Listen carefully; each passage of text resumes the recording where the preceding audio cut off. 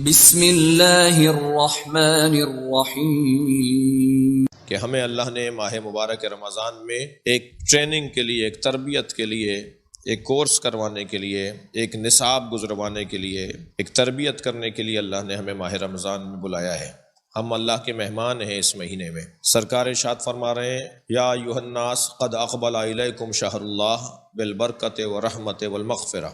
اے لوگو، اللہ کا مہینہ آ رہا ہے جو برکتیں لے کر آ رہا ہے، جو مغفرتیں لے کر آ رہا ہے، اور جو برکتیں لے کر آ رہا ہے، جو بالبرکت والمغفرت والرحمہ، اور رحمتیں لے کر آ رہا ہے۔ تو مغفرت، رحمت اور برکت کا مہینہ، الذی دعیتم فیہ الی ضیافۃ اللہ، اس مہینے میں اللہ نے تمہیں اپنی دعوت پہ بلایا ہے۔ تو جو بھی مسلمان ہے، جو بھی روزہ رکھ رہا ہے، وہ در حقیقت اللہ کا مہمان ہے اس مہینے میں۔ نبی کے فرمان کے مطابق ہم اس مہینے میں اللہ کے مہمان ہیں۔ اور کیوں ہمیں مہمانی پر بلایا ہے؟ کیوں ہمیں مہمانی پر بلایا ہے؟ کبھی ایسا ہوتا ہے کہ آپ کسی کو اپنے گھر مہمان بلائیں اور اس کو کھانا نہ کھلائیں، اس کو چائے نہ پلائیں، اسے پانی نہ پلائیں؟ کبھی ایسا نہیں ہوتا۔ لیکن عجیب بات ہے کہ اللہ نے ہمیں دعوت پر بلایا ہے اور ہمیں کچھ کھانے نہیں دے رہا، بلکہ جو چیزیں اس نے سال بھر ہمارے لیے حلال رکھی تھیں، ہمارے لیے رزق کے طور پر رکھی تھی، وہ بھی بند کر دی ہمارے اوپر۔ کیوں ایسا کیا اس نے؟ یہ اس لیے اس نے ایسا کیا کہ وہ خود بھی کھاتا نہیں ہے، وہ ہماری تربیت کرنا چاہتا ہے، ہمیں اپنے آپ سے قریب کرنا چاہتا ہے۔ وہ کھانے کی جو الجھنیں، آپ ابھی پانی پئیں گے نا تو 1 گھنٹے بعد اس کے اثرات سامنے آ جائیں گے، ابھی آپ کھانا کھائیں گے 2 گھنٹے بعد اس کے نتیجے نکلنا شروع ہو جائیں گے۔ یہ کھانا پینا بظاہر تو ہمیں اچھا لگتا ہے، مگر یہ مصیبت ہے، وبال جان ہے، پریشانی لانے والا ہے، مصیبتیں لانے والی چیز ہے، یہ الجھنیں بڑھانے والی چیز ہے۔ تو اللہ ہمیں اس ذائقے سے آشنا کرنا چاہتا ہے کہ تم ان چیزوں سے ماورا ہو کر دیکھو، تم ان چیزوں سے باہر نکل کے دیکھو، بغیر کھائے پیے زندگی گزار کے دیکھو اس کے اندر لطف کیا ہے، اس میں کیا مزہ ہے۔ ہمیں آزادی دینا چاہتا ہے، ہمیں ان الجھنوں سے نکالنا چاہتا ہے جو کھانے پینے کی الجھنیں ہیں، یا اور بہت ساری الجھنیں جو ہیں، ان الجھنوں سے اللہ ہمیں نکالنا چاہتا ہے۔ لہٰذا اس مہینے میں کیوں بلایا؟ یا ایھا الذین آمنوا کتب علیکم الصیام کما کتب علی الذین من قبلکم لعلکم تتقون۔ اے صاحبان ایمان، تم پر روزوں کو فرض قرار دے دیا گیا جیسے کہ تم سے پہلے والوں پر بھی فرض قرار دیا گیا تھا۔ کیوں؟ لعلکم تتقون، تاکہ تم متقی بن جاؤ۔ اللہ ہمیں متقی بنانا چاہتا ہے، یعنی کہ ہمیں معظم بنانا چاہتا ہے، مکرم بنانا چاہتا ہے، ہمیں محترم بنانا چاہتا ہے۔ متقی محترم شخص کو کہا جاتا ہے۔ کسی کا احترام قرآن مجید میں ہمیں حکم نہیں ملا کہ کسی گورنر کا، وزیر اعظم کا، وزیر اعلیٰ کا، کسی سیکرٹری کا، کسی افسر کا، کسی زمیندار کا، کسی وڈیرے کا، کسی چودھری کا، کسی فیکٹری کے مالک کا، کسی میل آنر کا، ہمیں اللہ نے کہیں قرآن میں حکم نہیں دیا ہے۔ بدتمیزی کا بھی حکم نہیں دیا ہے۔ اس کا یہ مطلب بھی نہیں ہے کہ ہم ان کے ساتھ بدتمیزی کریں۔ ایک صلوات پڑھ لیں ذرا محمد و آل محمد۔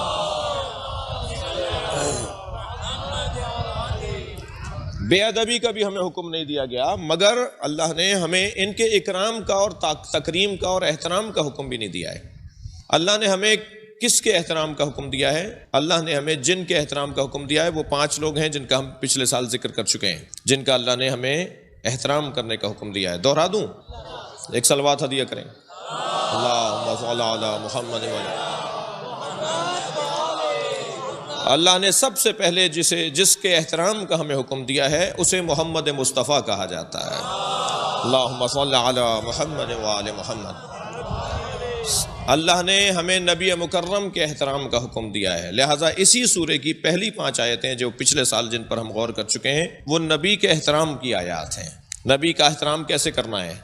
ارشاد ہوا جو میں نے ابھی آپ کے سامنے تلاوت کیا، ارشاد رب العزت ہو رہا ہے، یا ایھا الذین آمنوا لا تقدموا بین یدی اللہ ورسولہ۔ اللہ اور اللہ کے رسول کے آگے اپنے آپ کو نہ چلاؤ، اللہ کے رسول کے آگے نہ چلو۔ یا چلنے سے مراد پیروں کا چلنا نہیں ہے، کیونکہ اللہ کے یہاں پیروں کے چلنے کا کوئی تصور نہیں ہے۔ یہاں آگے چلنے سے مراد اپنی فکر کو آگے نہ لے جاؤ، اپنی سوچ کو آگے نہ لے جاؤ، اس سے زیادہ سمجھدار ہونے کا دعویٰ نہ کرو، ان سے زیادہ ذہین ہونے کا دعویٰ نہ کرو، ان سے زیادہ عالم ہونے کا دعویٰ نہ کرو۔ جو حکم انہوں نے دیا ہے اس سے زیادہ اپنا حکم نہ چلاؤ، اللہ اور اللہ کے رسول کے آگے نہ چلو۔ آواز دی، یا ایھا الذین آمنوا لا ترفعوا اصواتکم فوق صوت النبی، اپنی آوازوں کو نبی کی آوازوں پر اونچا نہ کرو۔ نبی بیٹھے ہیں تو تمہیں بولنے کی اجازت کس نے دی ہے؟ نبی اجازت دیں تو بات کرو، تم نبی کے ہوتے ہوئے بول کیسے رہے ہو؟ اور صرف بولنے کی اجازت تمہیں نہیں دی گئی تھی، تم اونچا بھی بول رہے ہو، یعنی نہ صرف بولنے کی اجازت نہیں تھی تمہیں، یہاں تم اونچی بات بھی کر رہے ہو، چیخ کر بات کر رہے ہو۔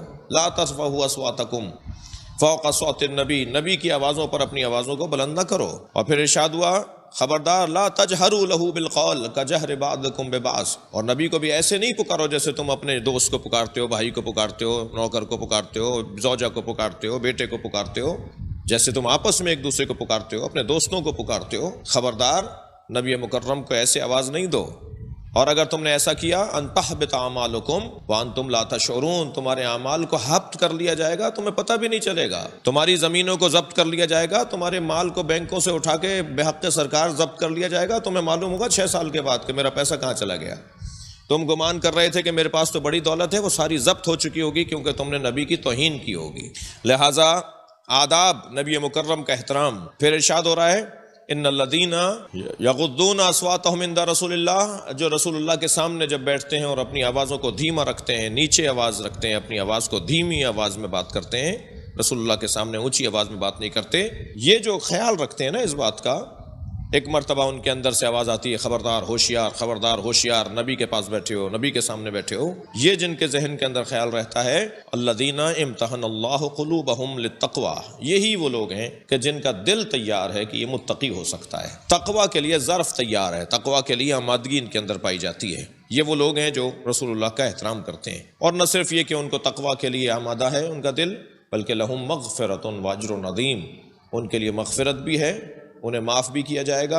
ادب احترام بڑے گناہوں کو معاف کروا سکتا ہے، بڑے بڑے گناہوں کی معافی کا ایک بہترین نسخہ ادب ہے، احترام ہے۔ عمل تو اچھا نہیں تھا، کوتاہیاں غلطیاں بہت ہوئیں، مگر بے ادب نہیں تھا یہ بندہ، اس نے ادب کیا، تو ادب کی بنیاد پر انسان کی مغفرت ہو سکتی ہے۔ اور پھر ارشاد ہوا ان الذین ینادونک من وراء الحجرات، اور جو اے میرے حبیب آپ کو گھر کے باہر کھڑے ہو کر، آپ کے گھر کے باہر کھڑے ہو کے اونچی اونچی آوازیں لگاتے ہیں، سرکار سے ملنے آتے تھے تو سرکار بشری پیکر میں آئے نا بھائی، سرکار بشری پیکر میں جب آئے ہیں، تقاضۂ بشری، اس وقت میں اگر آپ سے بات کر رہا ہوں گا اور کوئی برابر میں آ کے کھڑا ہو گیا مجھ سے بات کرنا چاہے گا تو میں ایک وقت میں 2 لوگوں سے تو بات نہیں کر سکتا، ایک وقت میں 3 آدمیوں سے تو بات نہیں ہو سکتی نا، تو کسی ایک کو نظر انداز کرنا پڑے گا مجھے، ٹھیک ہے، وہ اور بات ہے بعد میں اس سے معذرت کروں کہ بھائی میں ان سے بات کر رہا تھا، اب آپ فرمائیے کہ آپ کیا کہہ رہے ہیں۔ لیکن وہ اتنی دیر کی جو کیفیت ہوتی ہے تو بعض اوقات دیکھنے میں یہ آتا ہے کہ وہ افراد کے جو بات کرنا چاہ رہے ہوتے ہیں اور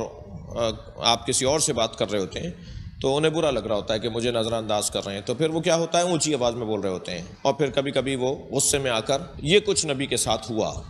سرکار گھر میں تشریف فرما ہے، سرکار کسی کام میں مصروف ہیں، آنے والا پھر حضرت کو آواز لگاتا تھا، اور آواز پھر آہستہ آہستہ سخت ہوتی چلی جاتی تھی، پہلے یا رسول اللہ کہہ کے آواز لگائی، پھر کچھ اور کہا، پھر آخر میں محمد محمد معاذ اللہ ہوتا تھا، ایسا یہ ہے روایات میں، سرکار کا نام لے لے کے پکارنا اور سرکار کو اپنی طرف توجہ دلانے کے لیے بے احترامی اور بدتمیزی کی طرف بڑھ جانا، اس کو قرآن نقل کر رہا ہے کہ یہ وہ افراد ان الذین ینادونک من وراء الحجرات اکثرهم لا یعقلون، اللہ کہہ رہا ہے یہ جو اکثر آپ کے ساتھ ایسا کرتے ہیں یہ عقل نہیں رکھتے، یہ اکثرهم لا یعقلون، یہ اکثر عقل نہیں رکھتے۔ یہ قرآن کی آیت، اس کے بعد وَلَوْ أَنَّهُمْ صَبَرُوا، اگر یہ اتنا رک جاتے، حَتَّى تَخْرُجَ إِلَيْهِمْ، یہ اگر اتنا رک جاتے کہ آپ باہر آج تو رہے تھے، تھوڑا صبر کر لو، ابھی بات کر رہے ہیں، پھر تم سے کریں گے بات، جا نہیں رہے، ملیں گے، حضرت کھڑے ہوئے ہیں، حضرت سب سے باتیں کر رہے ہیں، سب حضرت کو سب کے جواب دینے ہیں، اگر یہ اتنا صبر کر لیتے کہ آپ خود ان کی طرف توجہ کر کے کہتے بتاؤ کیا کہہ رہے تھے،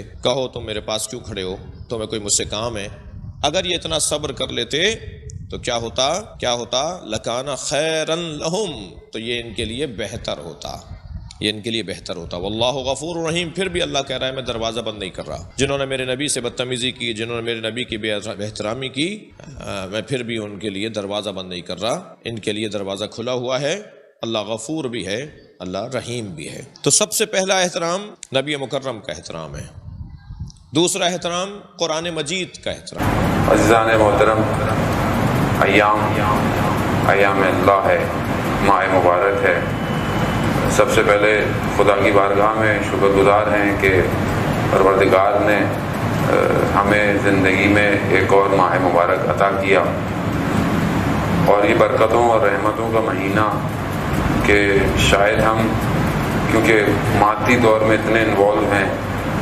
ہمیں اس کی معنویت کا اس طریقے سے احساس نہ ہو کہ جس طرح اہل بیت علیہ السلام اپنی دعاؤں میں اس ماہ مبارک کی تعریف بیان کر رہے ہیں۔ یوزلی ماہ رمضان جب آتا ہے تو ہم لوگ پوری کوشش کرتے ہیں کہ مسلمان ہو جائیں. اول تو مسلمان ہیں، خدا نخواستہ ہم لوگ کوئی ہندو یا کافر نہیں ہوتے، لیکن کوشش ہوتی ہے کہ ظاہری مسلمان ہو جائیں تاکہ لوگوں کو نظر آئے کہ جی میں نے بھی روزہ رکھا ہوا ہے اور پیاس لگ رہی ہے، زیادہ کام نہیں تھے، گرمی ہے. یہ ساری چیزیں ہم اظہار بھی کرنا شروع کر دیتے ہیں کہ ہم لوگ مسلمان ہیں، ہم لوگ کوئی اور نہیں ہے. لیکن زیادہ بہتر ہے کہ ہم اظہار کے ساتھ ساتھ، اظہار کرنا بری بات نہیں ہے. ظاہر تو جب انسان ظاہر میں کچھ نہیں دکھائے گا تو باطن کیسے نظر آئے گا. لیکن اگر یہ ظاہر ہمارے باطن میں نفوذ کر جائے کہ ہم اپنے اندر سے بھی کہیں کہ اس مہینے میں ہمیں اپنے اندر بھی کنٹرول کرنا ہے، تو پھر اس کے اثرات مرتب رہیں گے ماہ رمضان کے بعد بھی. عموماً ہماری ماہ رمضان میں جب آتا ہے تو اس کی آمد اور اس کی اظہار جو ہے وہ ہمارے دسترخوان پہ زیادہ نظر آتا ہے، کیونکہ اسی سے پتہ چلتا ہے. جیسے کل آپ بازار گئے ہوں ایک دو دن پہلے تو لوگوں کی ٹرالیاں پہلے سے زیادہ بھری ہوئی ہوں گی، کیونکہ ہم لوگ ماہ رمضان ویسے تو بھوک اور پیاس کا مہینہ ہے لیکن ہم کھاتے کئی برابر ہے رمضان میں. تو ٹھیک ہے، حلال کھانا ہے، جتنا کھانا چاہے انسان کھائے، لیکن اس سے زیادہ دسترخوان ایک اور ہے جو پروردگار نے بچھایا ہوا ہے، وہ ہے اس مہینے میں دعاؤں کا دسترخوان. اس کو ہم نے کتنا اپنے دسترخوان میں رکھا ہوا ہے. اچھا، زیادہ دسترخوان آج کل تو کیونکہ میڈیا کا دور ہے، واٹس ایپ کا دور ہے، تو ہم آج کل اس پہ زیادہ مسلمان ہیں. ابھی رمضان آیا ہے تو آپ دیکھیں سب نے فوراً، میں پیچھے نہ رہ جاؤں رمضان کریم کہنے سے اور رمضان کی مبارکباد دینے سے، نہ ہر آدمی فارورڈ. اچھا، وہ دعاؤں کی پوری PDF ہے، 25 صفحے کی، 30 صفحے کی، پڑھے بغیر PDF فارورڈ ہو رہی ہے صبح سے شام. میرے خیال میں اگر میں خود پڑھ لوں دعا تو میرے خیال میں زیادہ بہتر ہے کہ میں دوسروں کو پڑھانے کے چکر میں لگا ہوا ہوں. اچھی بات ہے، کوئی چیز آپ کو اچھی ملتی ہے تو شیئر کریں، لیکن پہلے اس کو خود تو پڑھ لے آدمی انسان. مسئلہ یہ ہے کہ ہم نے اس مہینے کو بھی مادی رکھا ہوا ہے، میٹر، کیونکہ ہم مادی ہیں، اور جب تک انسان مادے میں انوالو ہے مانوی نہیں ہو سکتا.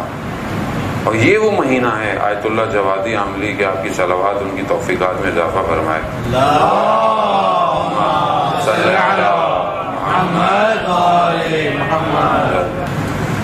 خوب دیکھیں، گھبرائے نہیں کہ لوگ نہیں آئے، مسئلہ نہیں ہے. ہم تو ویسے ہی مشہور ہیں ملائکہ کو سنانے کے لیے، ان لوگوں کو تو ویسے بھی نہیں سناتے. تو ویسے ہی ملائکہ ہمارے دوست گھبراتے ہیں، ملائکہ کہاں ہیں؟ تو نظر تھوڑی آتے ملائکہ، ہر کسی کو تو ویسے بھی نظر نہیں آتے ملائکہ. اور اصحاب رسول خدا جب رسول خدا کی خدمت میں ہوتے تھے تو کہتے تھے یا رسول اللہ، جب آپ کے ساتھ ہوتے ہیں تو کیا معنویت ہوتی ہے، اور جو ہے وہ اس کیفیت میں ہوتے ہیں آپ کو بیان، لیکن جیسے ہی باہر نکلتے ہیں وہی دنیا، وہی سب کچھ.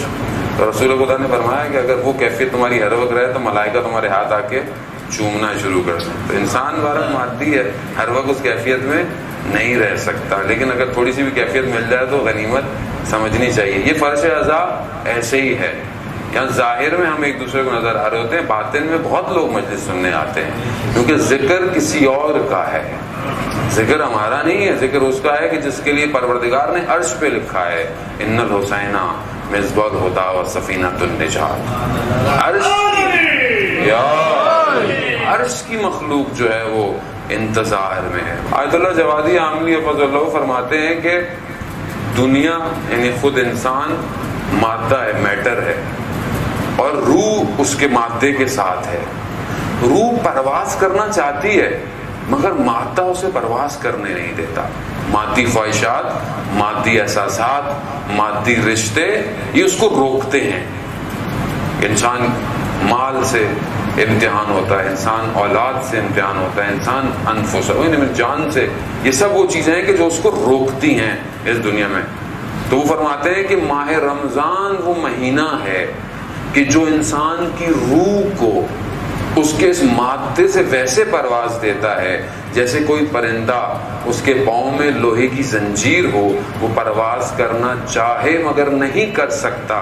ماہ رمضان انسان کی روح کو ویسی پرواز دیتا ہے. اب یہ ہمارے اپنے اوپر ہے کہ ہم اس مہینے سے مانوی پرواز سے آ رہے ہیں یا مادی پرواز سے آ رہے ہیں. مادی پرواز سے کیا انسان جو ہے وہ ماشاءاللہ لوگوں کے وزن کم ہونے چاہیے، لوگوں کے وزن بڑھ جاتے ہیں ماہ رمضان کے اندر. تو اب یہ ہمارے اپنے اوپر ہے عزیزان محترم. یہ وہ مہینہ ہے جس میں پروردگار میزبان ہے. یہ آسان بات نہیں ہے کہ خداوند متعال جو کہ خالق کائنات ہے وہ اپنے مخلوق کی میزبانی کر رہا ہے. تو یہ آسان بات ہے. اور میزبانی بھی کیسے کر رہا ہے؟ آپ مجھے بلائیں اپنے گھر پہ مہمان، یا آپ کسی کو بھی گھر پہ بلائیں تو آپ کیا کرتے ہیں؟ جی آپ کے لیے یہ بنایا ہے، وہ بنایا ہے. آپ دسترخوان میں کھانا کھلا کر، چیزیں بنا کر میزبانی کرتے ہیں. جتنا اچھا دسترخوان ہوگا جی بڑے اچھے میزبان تھے، بڑا انہوں نے ہمارا. لیکن یہاں پروردگار کیا کہہ رہا ہے؟ میں میزبان ہوں مگر میرے پاس بھوکے اور پیاسے آؤ. یعنی میں بھوک اور پیاس سے تمہاری میزبانی کروں گا. اور اس نے بھوک اور پیاس کے بدلے میں جو ریوارڈ دیے ہیں وہ دنیا کا یا کائنات کے نظام کے اندر کوئی بھی وقت، کیونکہ بات وقت کی ہے، تھوڑا سا غور طلب کیجیے گا، بہت زیادہ گہری فلسفی مجلس نہیں پڑھوں گا میں. زمانے پر رمضان یعنی ٹائم زون ہے. آپ نے جو دعا انشاءاللہ تلاوت کی ہوگی کہ جو امام سجاد علیہ الصلوۃ والسلام اللہم صلی علی محمد وآل محمد، امام نے جو دعا تعلیم کی ہے، امام جب پڑھ رہے ہیں چاند کو دیکھ کے جو دعا ہے امام کی، امام نے چاند کو مخاطب ہیں، چاند سے کہہ رہے ہیں کہ تم کتنی برکت والے ہو. تمہارے آنے سے جو ٹائم زون آ رہا ہے، جو ٹائم آ رہا ہے وہ اتنا برکت ہے، اس کی رحمتیں اتنی زیادہ ہیں کہ کوئی اور ٹائم اس کو پورا نہیں کر سکتا. آپ الفاظ پہ اہل بیت کی غور کریں. ہم نے تو اہل بیت کو صرف اپنی منت ماننے کے لیے رکھا ہوا ہے، باقی تو ہمارا ان سے کوئی تعلق ہی نہیں. انہوں نے پڑھا کیا، بتایا کیا، زندگی کیا ہے.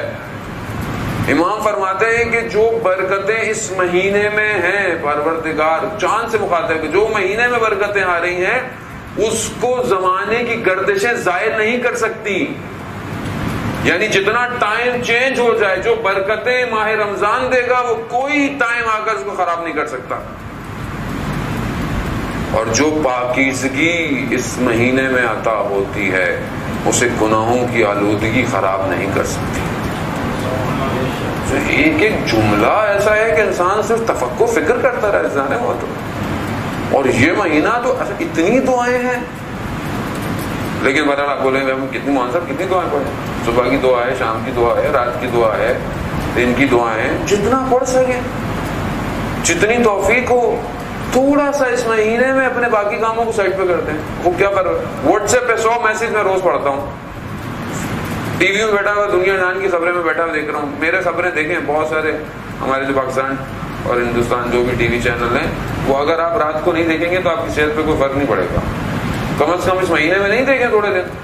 ویسے میرے دیکھنے سے کون سی دنیا کی سیاست میں تبدیلی آ جاتی ہے؟ تو میرا بلڈ پریشر ہی خراب کر رہا ہے اور کچھ بھی نہیں ہونے والا. اور ملک کو تو ویسے بھی کچھ نہیں ہوا ان ٹی وی اور ٹاک شو پرائم شو سے. صرف اگر کسی کو فائدہ ہوا تو اینکروں کو فائدہ ہوا، وہ امیر ہو گئے، باقی کسی کو کچھ نہیں ہوا. تو کم از کم اس مہینے میں اپنی نظر کو چینج کروں، کم از کم اپنے لیے ایک اسکیجول بناؤں، ٹائم ٹیبل بناؤں کہ میں کس ٹائم پر اپنے لیے آخرت کا سبب پیدا کرنا ہے. عزیزان محترم، پتہ نہیں کس کو کیا پتہ یہ آخری رمضان ہو. کتنے لوگ ہمارے ساتھ تھے جن مرحوم کے لیے اظہار ثواب کے لیے مجلس ہے، پچھلے رمضان میں اپنے گھر میں ہوں گے، وہ آج نہیں ہے ہمارے درمیان میں. خدا بہرحال ان کی مغفرت کرے، اہل بیت کے ساتھ محشور فرمائے. ہمارے تمام مرحومین کو خدا جو ہے اہل بیت کے ساتھ محشور فرمائے.